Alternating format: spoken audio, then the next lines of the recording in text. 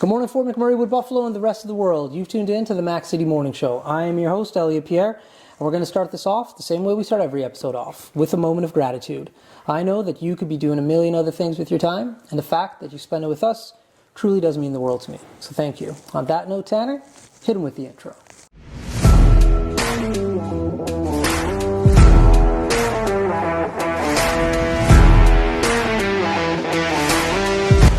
How's it going, you guys? It's Jake White, JJW, coming at you from Norrell Toyota in Fort McMurray. Just wanted to say hi and come on down, check the place out. Hi, my name's Richard. I'm the service manager here at Norrell Toyota. Hi there, I'm Adam. I'm here at Norrell Toyota. I'm a product advisor. Hi, I'm Cass. I'm the appointment coordinator. Happy to help you. Hey, it's Keith Simpson here. I'm the general manager of Norrell Toyota, soon to be Fort McMurray Toyota. Pretty excited for our new dealership. As you've seen, you met all my staff. These guys are all my family. We're here to take care of you. Come on down and be part of our family. Come join us every Saturday from 7 till close at Avenue Eatery and Cafe to play board games and help raise money for the Stollery. And we are back. Big shout out to Norrell Toyota, our title sponsor for today's episode. We really appreciate your ongoing support. As you know, I don't introduce my guests because they can do a better job of that than myself. So, sir, can you please tell everybody at home who you are and what you're about? Absolutely, I can. My name's Adam Manah. I'm the head coach and general manager of the Fort McMurray Oil Barons. I've been coaching for 12 years now, and this is my, I guess, almost 1 year anniversary with the Oil Barons. So into year two and getting my feet wet, and things are going well. So I mean, nice. Very excited to be back up in Fort McMurray and within the community, and we're trying to build a good product on the ice and making sure that we're competitive every year. That's awesome, man. So you said you've been coaching for 12 years, but you've been here, this is your second year now. Where were you coaching prior to? It was a little bit of a history when I say 12 years. I can't believe I'm getting that old now, I guess. But time flies when you're having fun. And I started in Edmonton. I'm originally from the north side of Edmonton, and that's where the grit and toughness comes from, if you will, but and people from Edmonton would know. But started in Edmonton. I coached right from Pee Wee AA to Bantam AA to Bantam AAA, up to Midget AAA, and now those levels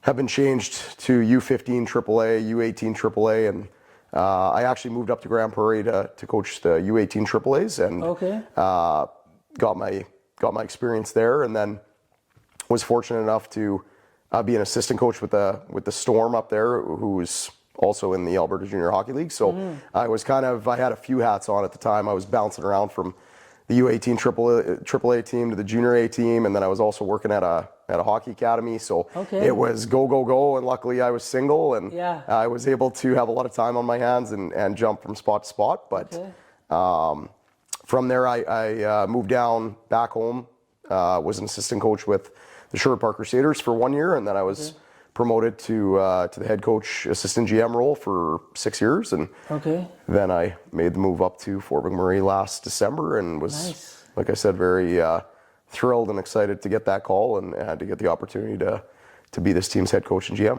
That's awesome. Now, in regards to hockey, I have to assume before you started coaching, you potentially, and I'm banking on, you were a player at some point in time, like in the game. You have a history in the game. Where did you get that history? How did it start out for you, and how did you kind of build up to where you are now?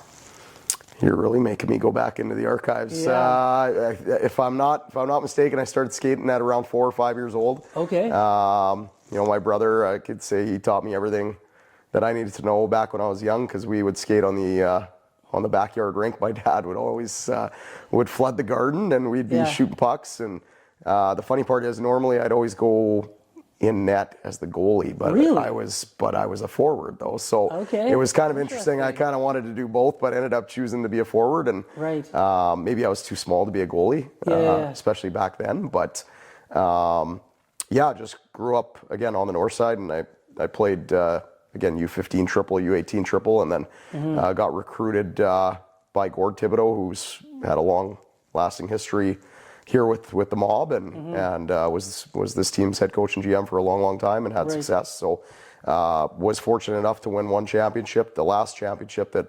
our organization had won in 2006, and got to play 3.5 years up here, and said it was the best time of my life, and I'll always look back and cherish those memories and just the relationships and friendships that I made along the way, and a lot of them still exist to this day. And now that I'm back up here, it's pretty cool to kind of have it go full circle, and now I'm in the coaching role. That's awesome. Now I'm going to start a little bit of bickering between you and your brother. So you guys are in your backyard playing hockey. Where did he go with his young hockey career? That's a great question. We actually both played in the AJHL. And, that's sick. Not at the same time. Okay.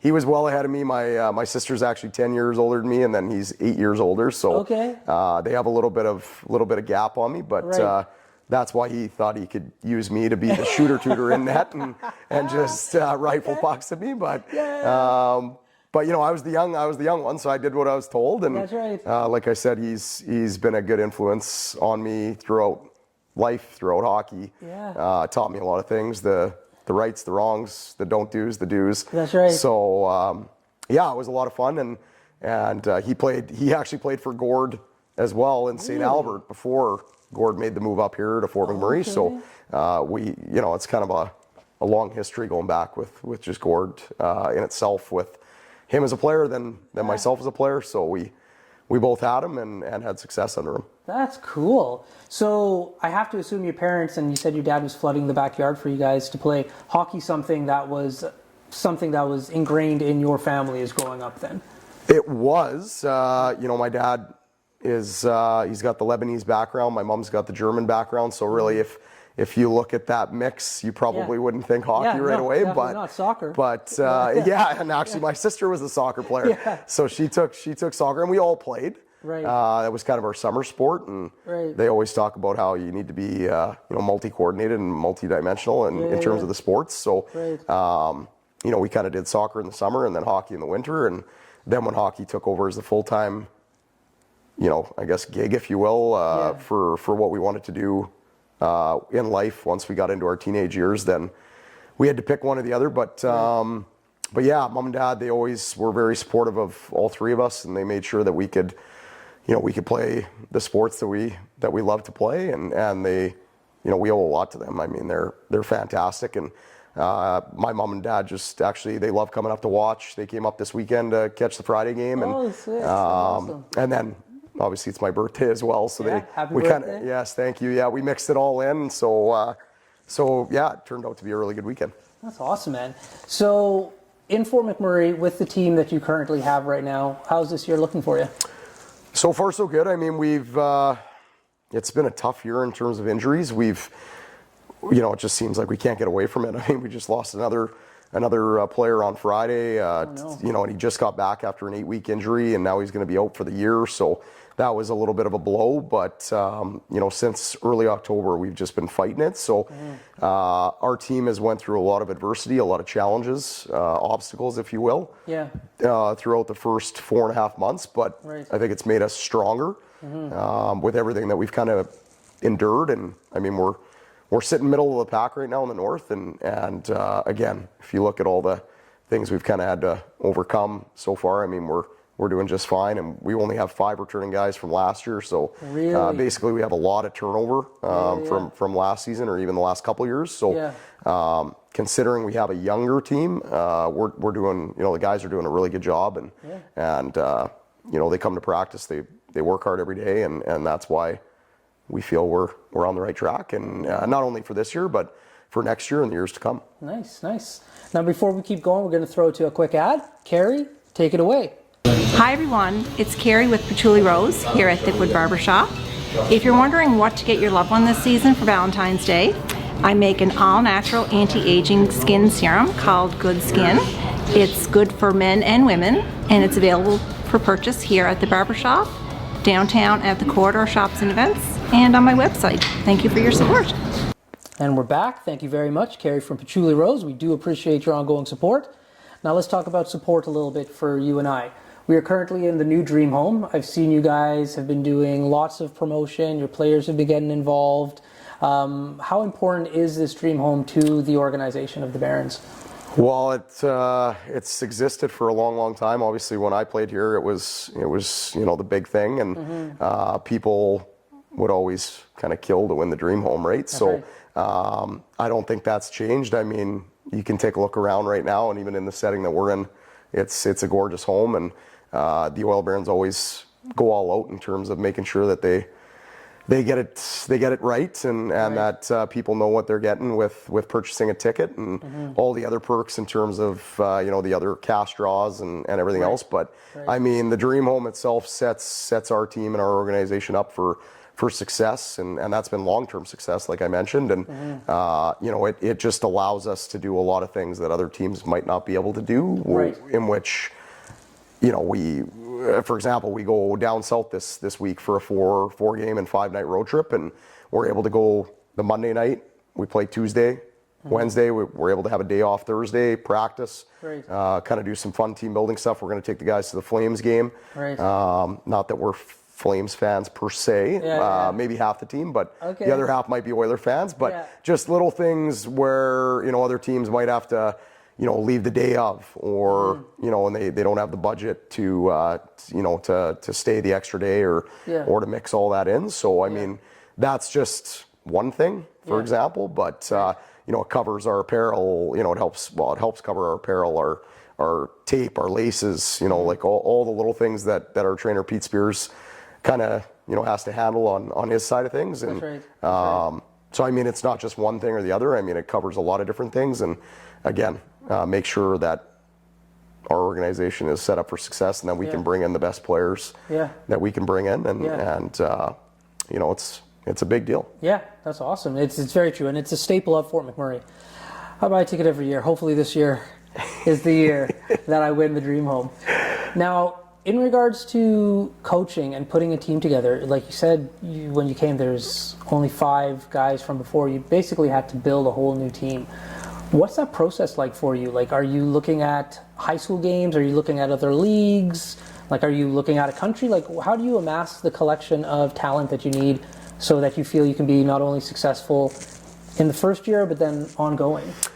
Yeah, it's a lot of work, and I mean, you embrace that work and that challenge, I guess, if you will, because they've put us in place to do a good job here, and the community, like we said, is very supportive. We're very lucky. We're very thankful for the fan support that we get. I know we were talking about it off the air there with Jerry, and he just mentioned how supportive the community is, and how good of crowds we get, and just from our perspective, we have scouts, all over the place, whether it's, in Edmonton, Calgary, out east in the Maritimes, Quebec, Ontario. We have a Midwest scout in Minnesota that kind of covers that area. And then we have some people out east in the Boston area as well. So we have eyes everywhere per se. And then you kind of lean on your connections within the hockey world, whether it's, a lot of kids have advisors now and agents. So they'll reach out, and I think the biggest thing that it goes back to is you have to be able to build a good foundation, and you got to have a good history, which the Oil Barons have, where players want to come play in Fort McMurray, right? I think the biggest thing that when we have these Zoom calls with families, I mean, it's showing them what Fort McMurray is as a town, as a city, show them the ins and outs of how beautiful it is up here, because a lot of people don't travel up here, or they haven't seen it before. So we really have to educate the families and the players of what they're coming to, what the rink looks like, what the room looks like. And again, a lot of that goes back to the dream home of, we have this immaculate dressing room because of, the dream home sales, the support that we get from the community. And so it kind of, again, goes hand in hand, and it just all ties in together. So, I mean, for us, we're extremely busy just trying to recruit from all over, and again, put the best team on the ice, and that isn't going to come magically at the snap of a finger. I mean, for a lot of years, I mean, they've been successful, and we're doing well this year, but we want to continue to build and become even better. So we're always looking for the next best guys that want to be wearing the blue and gold, and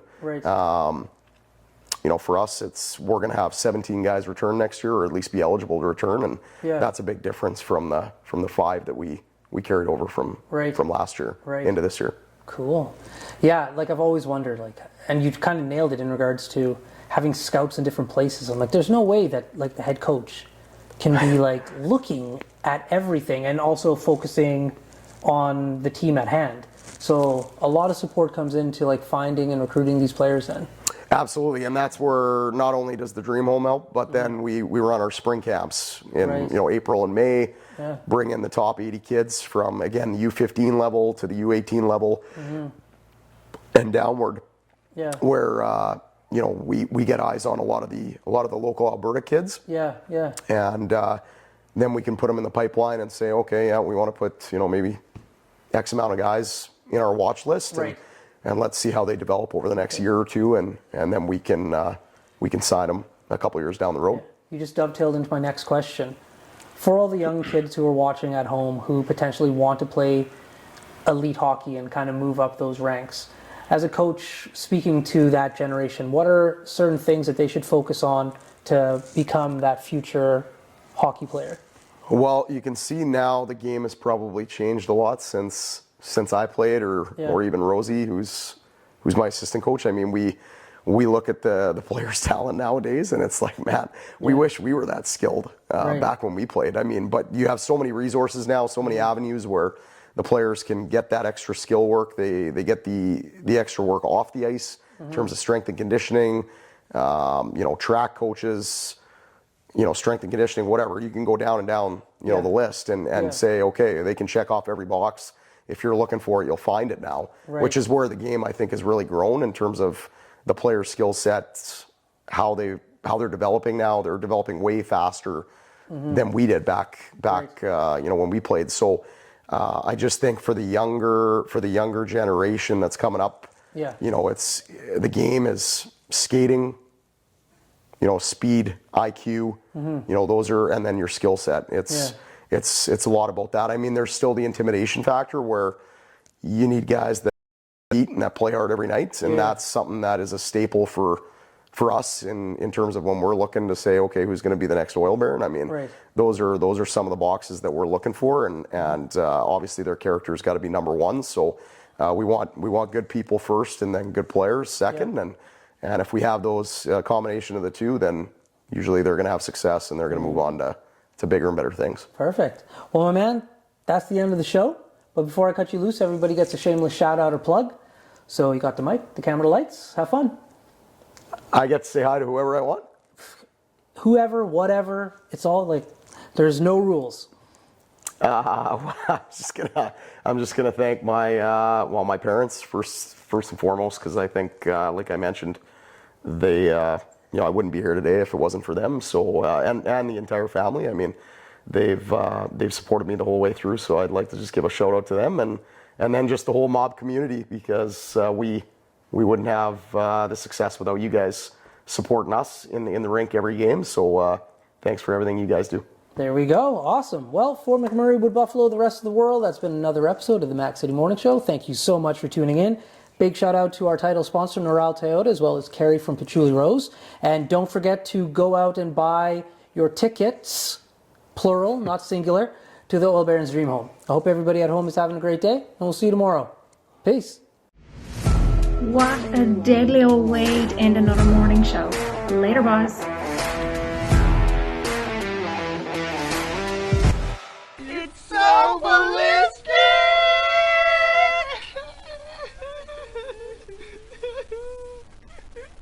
Talk about quenching your ugly thirst.